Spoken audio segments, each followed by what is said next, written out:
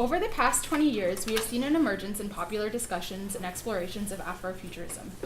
In Afrofuturism, the world of Black sci-fi and fantasy culture, Ytasha Al-Womack provides us with an extended definition of Afrofuturism since Mark Derry's written in the early 90s. Womack states, Afrofuturism is an intersection of imagination, technology, the future, and liberation, a way of imagining possible futures through a Black cultural lens, whether through literature, visual arts, music, or grassroots organizing. Afrofuturism, as both an artistic aesthetic and a framework for critical theory, combines elements of science fiction, historical fiction, speculative fiction, fantasy, Afrocentricity, and magic realism with non-Western beliefs. It's a total re-envisioning of the past and speculation about the future, rife with cultural critiques.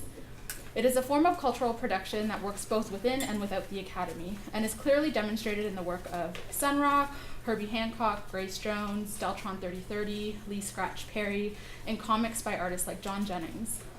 In this shortened version of my essay, I explore the work of Janelle Monáe and how she makes her mark as an important contemporary figure in the Afrofuturist political world through her development of an artistic narrative that she carries through her EP titled Metropolis Suite 1, The Chase, and her full-length albums titled The Arcandroid Suites 2 and 3, and The Electric Lady, wherein the main character, Cindy Mayweather, also referred to as Android 57821, represents the other, trying to escape the repressive dystopic state of Metropolis, where she is being hunted for falling in love with a human named Anthony Greendown. Rather than reducing her concept to a simple love story, Monáe uses her music and visual counterparts as alternative zones to critically examine the potential expressive culture has in developing political agency for Black minorities and other peoples in modern capitalist society. As a young African-American female coming from a working-class family, her music and vision makes direct relations to the Black experience in America and calls for a social awakening in order to redefine other people's agencies and in the past, present, and future. Salman Rushdie has stated, description itself is a political act. Redescribing a world is the necessary first step towards changing it. Through Janelle Monáe's music, visual expression, and creation of the fictional dystopic city Metropolis, she offers an alternative account of how modern states are and the possibility and necessity of developing new strategies for defeating xenophobic, discriminatory practices that limit contemporary political action.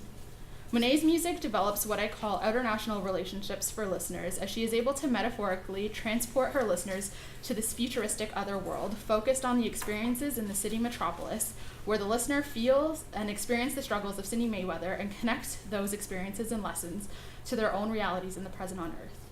Monáe is able to develop such relations through her musical releases, videos, live performances, and by establishing an emotional guide for her audience to experience while listening. In order to theorize this a bit more, I turn to the work of Sylvia Wynter and her work on humanism and man. In essence, Wynter argues Fanon gives us a space to make any real sense of how humans actually work via the study of sociogenics, which is comprised of a collapsing of the divide between social sciences and humanities that enable us to leave our present conception of man and into the action by which humans work to create themselves anew through transdisciplinary poetics. Wynter recognizes via Fanon it is through academia that Europe narrated and justified all practices of oppression they produced, and it is only through moving outside Eurocentric intellectual frameworks as the grammarians of our present epistological order that we can radically rewrite our knowledge to change the structures of our futures and emancipate our consciousness fully in order to allow the after-human to come into fruition. Wynter makes it evident that this is not by any means an easy project, but is one we as scholars of the third world and racialized communities must take on if we are serious about creating and sustaining social change.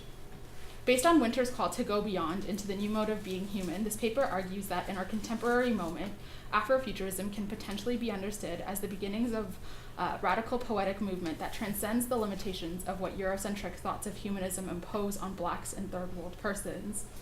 As such, I argue that Afrofuturism, particularly in music as a site of analysis, can be understood as the important first step towards what Wynter suggests our work needs to do in order to move beyond human and towards the afterman. So, in the opening piece on Janelle Monáe's first EP, Metropolis, she sets the futuristic tone for her audiences as it invites them into the cybertronic space of Metropolis. Rather than opening with a song, Monáe invites her listeners to understand that this EP and inadvertently the rest of her work is a narrative. The prologue, March of the Wolf Masters, audibly places the listener in an alternate space where they are notified of the search of android number 57821, otherwise known as Cindy Mayweather, as she has fallen desperately in love with a human named Anthony Greendown. And according to the rules of Metropolis, she is now scheduled for immediate disassembly. Monet's identification of her futuristic self, Cindy Mayweather, as an android is also a very important detail in terms of constructing this narrative. In various interviews, Monet is often cited as stating that she chose an android because the android to her represents the other in our society. She can connect to the other because it has so many parallels to her in her own life. So following her development of this outside world and city of Metropolis, Monet begins to draw relationships between her experiences in Metropolis to narratives of experiences that her audience would be familiar with in the Western world, thus allowing the questioning that audiences are partaking in to not only occur for Mayweather's imagined geographic location of Metropolis, but also for the struggle to achieve change in the audience's Earth homes. This is most clearly demonstrated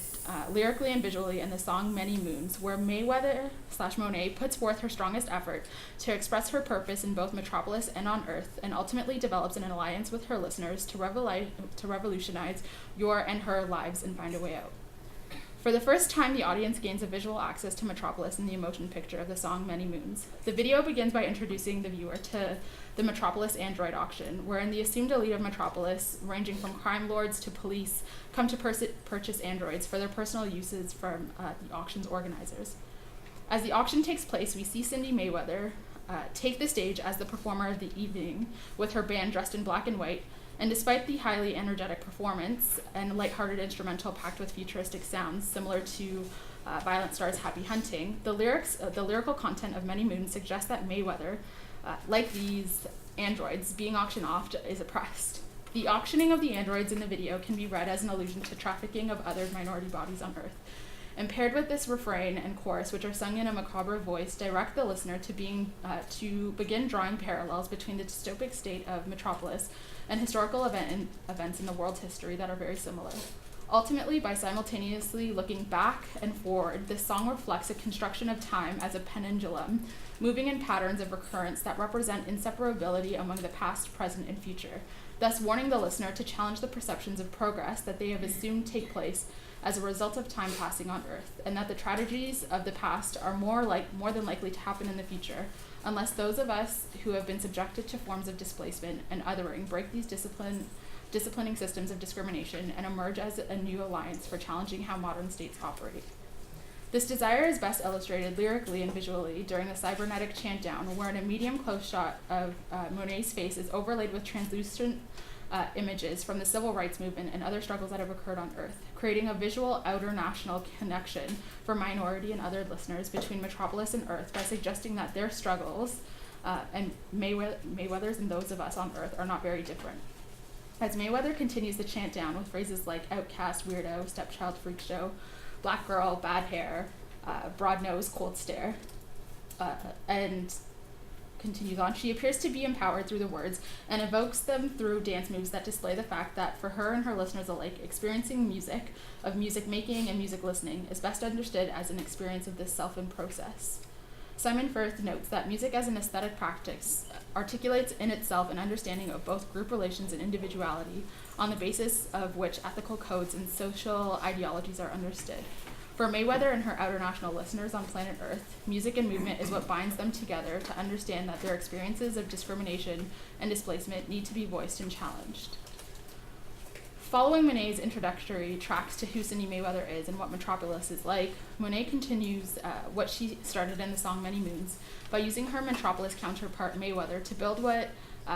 Staheli quotes phrases defining a subaltern counterpublic, in which members of a marginalized group come together to participate in a kind of public sphere, to gain voice and to hone skills that would allow them to contribute to broader debates about their agency. At this point, Monet has already transformed the idea of transnationalism into what I discuss as outer nationalism by the fact that those who listen to her story of Cindy Mayweather have already metaphorically transported into the futuristic, dystopic city of Metropolis, orally and visually, experienced some of the struggles Mayweather has faced at the hands of the droid control and Metropolis's elite, and have also been able to draw connections to experiences that they have learned about or have experienced themselves on Earth. The next stage in Monet's strengthening of outer nationalism that her listeners outside of Metropolis partake in is to reveal that not only Cindy Mayweather's concerns in Metropolis to encourage action, but those of her own as Janelle Monáe from Planet Earth, thus complicating this community she is developing. Rather than just using science fictional location of Metropolis to underhandedly make commentary about the troubled, complex nature of modern states in order to remove direct critical examination, Monáe also creates songs that focus specifically on modern state issues that almost seem like science fiction, thus making her audiences realize that these outernational relationships that they are developing through Monáe's music and visuals are not purely entertainment, but rather they do hold significance in their realities as a new avenue to contribute to developing political action. This inversion of the roles of science fiction and reality are most evident in the song Sincerely Jane, wherein the instrumental of the song is more ominous, as indicated through its use of deep bass, heavy brass, and dramatic strings during the choruses. Lyrically, Monáe offers insightful commentary on the social conditions of what can be assumed as the current state of youth in America as the song begins, "Left the city, my mama, she said, don't come back home. These kids round killing each other, they lost their minds, they gone. They quit in school, making babies, and can barely read. Some gone off to their fall, Lord have mercy on them." Rather than simply falling victim to this reality, Monáe uses the song Sincerely Jane, much like she does with her efforts in her songs written from the perspective of Cindy Mayweather, to bring people together and offer the insertion of a warning, the recognition of a watershed for candid introspection, by asking not only herself but her listeners, are we really living or just walking dead now? Or dreaming of a hope riding the wings of angels? The way we live, the way we die, what a tragedy, I'm so terrified. Daydreamers, please wake up, we can't sleep no more. In doing so, Monáe for the first time depicts to her listeners what she perceives as her music's intention beyond being entertainment and a temporary escape. She is finally able to convince and persuade the listener that what she is saying matters, not only for Metropolis and for the sake of creating a strong science fiction narrative, but for its ability to create a new way of seeing the audience's realities and how to question and challenge them in order to change the history of the future before it's too late. In an interview, Monáe talked about how she wanted a new energy to be out there, to focus on new ideas and the future. As an African American, she wanted to show we are not monolithic. Through the Afrofuturist narrative of Cindy Mayweather, Monáe has developed a strong framework in order to open paths to considerations of other worlds that illuminate the one we now so certainly inhabit, and remind audiences, academic and non-academic alike, that the power to imagine is the first step in changing the world. Throughout her work, Monáe uses multiple forms of sonic blackness, her own voice, instrumentals, silences, screams, whispers, noise, and the grain to question and challenge the limits of Afro-diasporic formations in Western modernity and what the impossibilities and possibilities of sonic Afro-modernity are in terms of orally thinking through and repositioning the Black subject in a time and space that are independent of Western modernity. Although her work does not give final responses in terms of how to achieve full independence from Western modernism's conceptions of the Black minority oppressed subject in America, Monáe's work can be understood as work that continues the work of productively scrutinizing the inaudibility of Blackness for a wide public audience due to her role as a major contemporary figure in popular culture and popular music. Monáe also establishes a necessary dialogue about how sound can and does transform space of listeners via its ability to allow the audience to insert their own desires into what they hear and gives them the power to challenge and destroy the occupation of being in the position of being the problem and instead establish positionalities that are empowering in and for themselves.